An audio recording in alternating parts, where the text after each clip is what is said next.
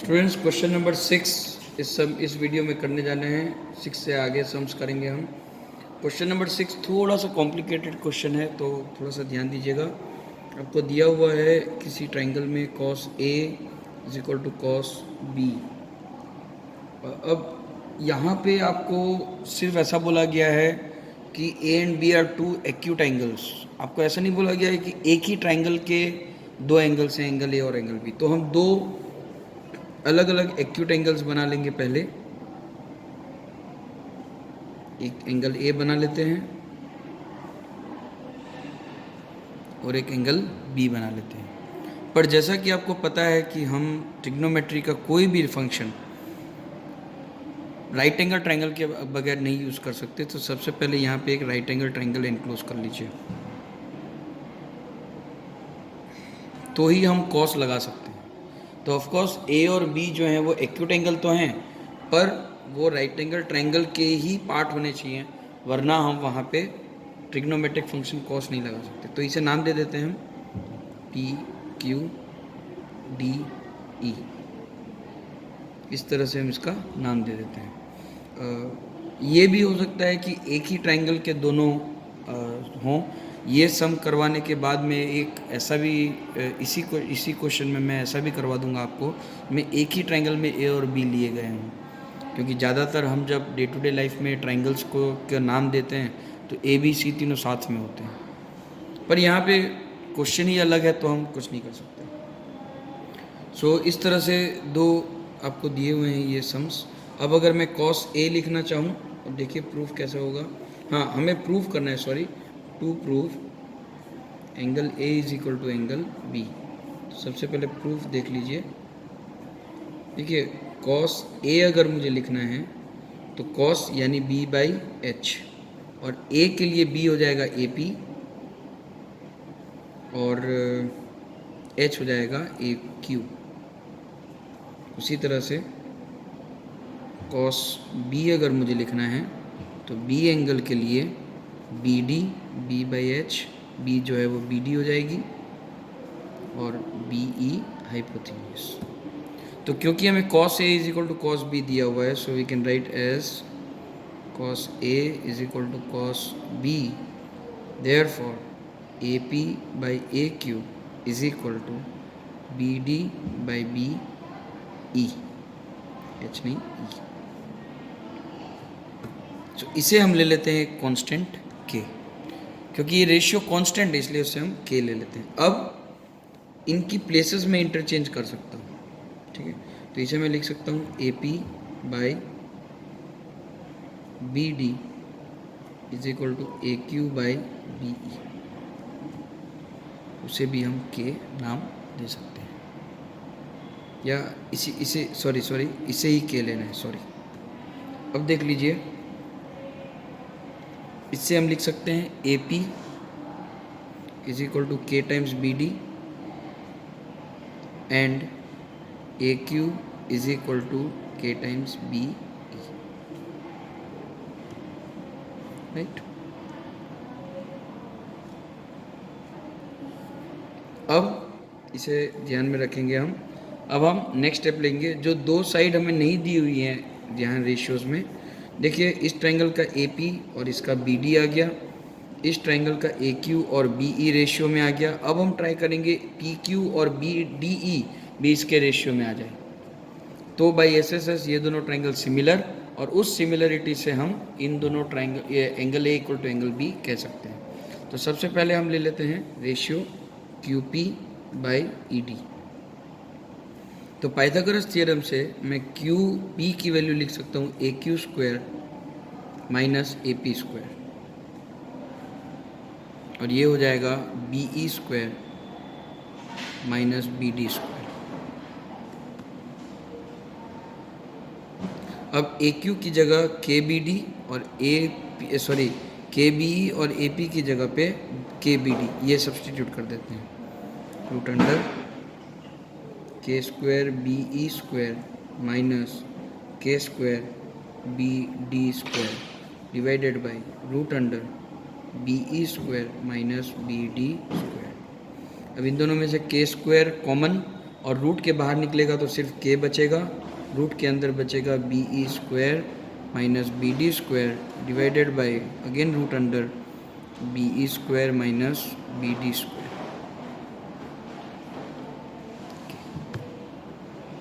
इसका मतलब हुआ therefore A P by B D is equal to A Q by B E is equal to Q P by E D. Therefore by S S S triangle A Q P is similar to triangle B E D. Therefore angle Q angle A is equal to angle B. Hence proved. तो चलते हैं students question number 7 में। So students question number 7 इसमें दिया हुआ है cot theta is equal to 7/8। We need to evaluate first 1 plus sine theta into 1 minus sine theta divided by 1 plus cos theta into 1 minus cos theta. और second bit भी दिया हुआ है। पहले हम फर्स्ट में चलते हैं, पर उसके पहले हमें राइट एंगल ट्रायंगल लगाकर थर्ड साइड ढूंढनी पड़ेगी। नाम दे देते हैं ए बी सी और इसे हम थीटा ले लेते हैं। तो ये पी हो जाएगा, ये बी हो जाएगा और ये एच हो जाएगा, जैसे मैंने आपको बताया था पहले। तो ये हो जाएगा कॉट बी बाई पी होता है, तो ये हो जाएगा 7K, हो जाएगा 8K और एच हमें फाइंड करना पड़ेगा। सो पाइथागोरस थ्योरम से पहले एच फाइंड कर लेते हैं। A C square is equal to A B square plus B C square. So A C square is equal to 8K square plus 7K square, 64K square plus 49K square is equal to 113K square. So A C is equal to root under 113K। तो ये हो जाएगा root under 113K। अब हमारे पास ये है, हम sine theta cos theta की वैल्यूज ढूंढ सकते हैं, यहाँ पे फाइंड कर सकते हैं। अलग से निकाल लीजिए साइन थीटा की वैल्यू, साइन है इसलिए पी बाई एच होगा। पी की वैल्यू है 8K और एच की वैल्यू है रूट 113K के कट। वैसे ही कॉस थीटा की वैल्यू निकाल लीजिए, बी बाई एच, बी है 7K, ये है रूट 113K के कट। सो अब हम इन दोनों की वैल्यू यहाँ सब्सटीट्यूट कर देते हैं। सबसे पहले आप इसको भी सिंप्लीफाई कर सकते हैं। देखिए 1 plus sine theta 1 minus sine theta, A plus B A minus B whole square. So 1 minus sine square theta by 1 minus cos square theta लिख सकते हैं। सो 1 माइनस, अब साइन थीटा की वैल्यू आप रख दीजिए 8 by root of 113 whole square divided by 1 minus 7 by root 113 whole square. और इसे अगर हम आगे सॉल्व करें तो ये आपको मिलेगा 1 minus 64 by 113 divided by 1 minus 49 by 113, that is equal to 113 minus 64 by 113 divided by 113 minus 49 by 113, that is equal to, अब 113 कट हो जाएगा, 113 माइनस 64 49 मिलेगा, 113 माइनस 49 64 मिलेगा। सो ये आपका फर्स्ट बीट कंप्लीट हो जाएगा। अब सेकंड बीट अगर हम देखें तो सेकंड बीट में आपको कॉट स्क्वायर थीटा निकालना है। अब कॉट थीटा की वैल्यू तो आपको क्वेश्चन में ही दी हुई है 7/8, तो यहाँ पे हम वही डाल देंगे direct. So that is equal to 7/8 whole square, that is equal to 49/64। So ये हमारा क्वेश्चन नंबर 7 कंप्लीट हो जाता है। चलते हैं स्टूडेंट्स क्वेश्चन नंबर 8 में। काफ़ी क्वेश्चन नंबर 7 को सिमिलर है क्वेश्चन नंबर 8। इसमें भी आपको 3 cot A is equal to 4 दिया हुआ है। cot A is equal to 4/3 हो जाएगा। अगर मैं एक राइट एंगल ट्राइंगल बनाता हूँ और यहाँ A लेता हूँ, ये B और ये C 90, तो A के सामने वाली साइड ये परपेंडिकुलर, ये बेस और ये हाइपोथिनियस, तो ये हो जाएगा आपका, क्योंकि कॉट है इसलिए ये होता है B और ये होता है P, तो ये हो जाएगा 3K ये हो जाएगा 4k, और पाइथागोरस थ्योरम अगर आप यहाँ पे लगाएंगे तो ये आपको 5k मिल जाएगा। ओके, मैं ये इसलिए नहीं कर रहा हूँ यहाँ पे पाइथागोरस, क्योंकि ये बहुत बार आ चुका है और आप इजीली कर सकते हैं। एटलीस्ट 3, 4, 5 तो आप कर ही सकते हैं। अब जो हमें सब्स्टिट्यूट करना है वो निकाल लेते हैं। अब आपको प्रूफ करना है कुछ, तो पहले हम LHS ले लेते हैं। उसमें 1 minus 10 square a by 1 plus 10 square a। अब क्योंकि a है इसलिए कोई टेंशन नहीं लेना, यहाँ पे कुछ भी बदलेगा नहीं, सब कुछ ऐसे रहेगा। 1 माइनस 10 यानी p by B whole square 1 plus p by B whole square. तो ये हो जाएगा 1 माइनस p जो है वो 3k बाई 4k, यहाँ लिख देते हैं, is equal to 1 minus 3k by 4k whole square divided by 1 plus 3k by 4k whole square. K cut, 1 minus 3 by 4 यानी कि 9 बाई 16 आ जाएगा। यहाँ पे 1 plus 9 by 16, that is equal to 16 minus 9 by 16 और 16 प्लस 9 बाई 16, 16 कट हो जाएगा, 7 by 25 answer. अब इसके RHS में पूछा हुआ है आपको कि क्या ये cos square a minus sine square a को इक्वल है। cos square a minus sine square a, तो cos होता है, वो होता है b by H whole square minus p by H whole square. So b यहाँ से आपको डायग्राम से मिल जाएगा 4k by 5k minus 3k by 5k whole square. This is equal to k cut 16 by 25 minus 9 by 25, that is equal to 7 by 20। तो पूछा है क्या ये दोनों LHS और RHS इक्वल है। Yes, therefore LHS equal to RHS। ये हो गया स्टूडेंट्स क्वेश्चन नंबर 8। चलते हैं क्वेश्चन नंबर 9 में। तो students let us start with question number 9, and again it is all a similar kind of questions. Now in triangle ABC, right angled at B, let us construct a triangle.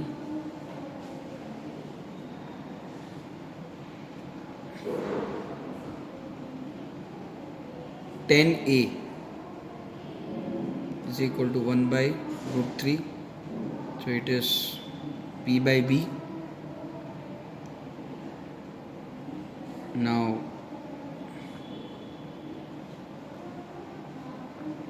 as this is P, so if this is, we have taken A, so this becomes 1k, and B is this becomes P, and this becomes B, so we get here root 3k, get H, need to find. Now in this sum we are going to find ratios for A and C both. So first let us find out H and then we'll move forward. So H square is equal to P square plus B square. You can do 1 square or root 3 square plus 1 square, that is equal to 3 plus 1, that is equal to 4. So H is equal to 2.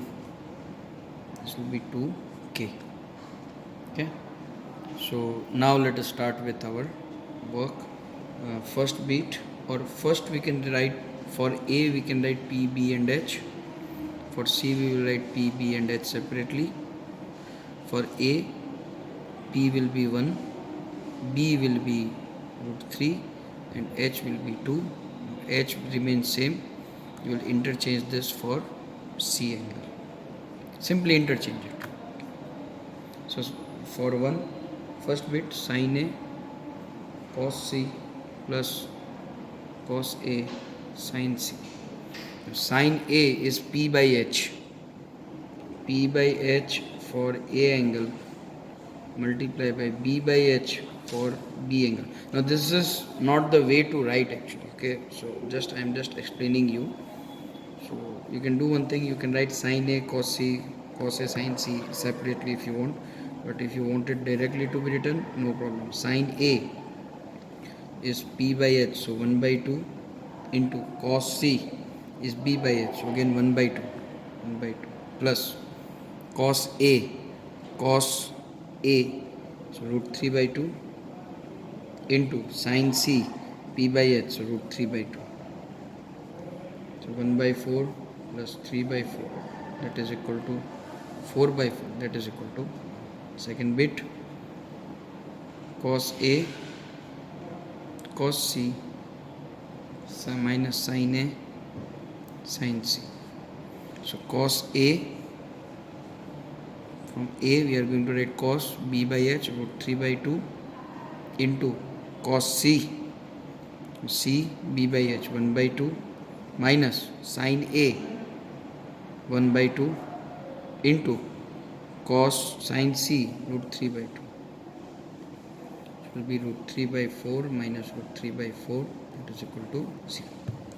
So this was question number 9, comparatively very easy sum. So let us start with question number 10 now. In triangle PQR right angled at Q, in triangle PQR right angled at Q, PR plus QR is equal to 25 centimeter and PQ is 5 centimeter. So let QR is equal to X. Therefore PR becomes 25 minus X. This becomes 25 minus X. So let us put Pythagoras theorem. By Pythagoras theorem,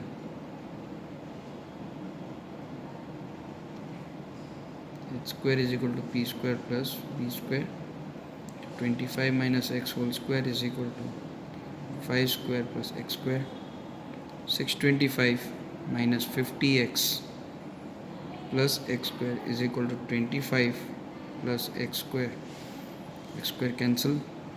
25 goes this side, 50 goes this side, we get 600 is equal to 50X and X is equal to 12 centimeter. Therefore, so that is equal to QR, and therefore PR is equal to 13 centimeter. Now we need to determine the value of sin P,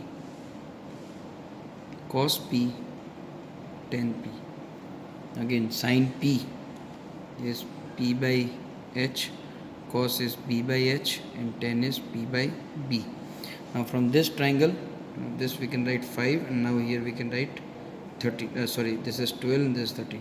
So for P angle, we will have perpendicular as 12, base as 5, and hypotenuse as 13.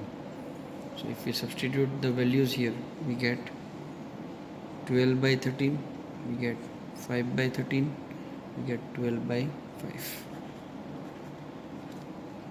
So this was about question number 10 and exercise 8.1. I hope you get this, and true or false are there in question number 11 that I think you can do by yourself. If you can't, please do tell me in comment section. I will make a video and post it soon. Thank you.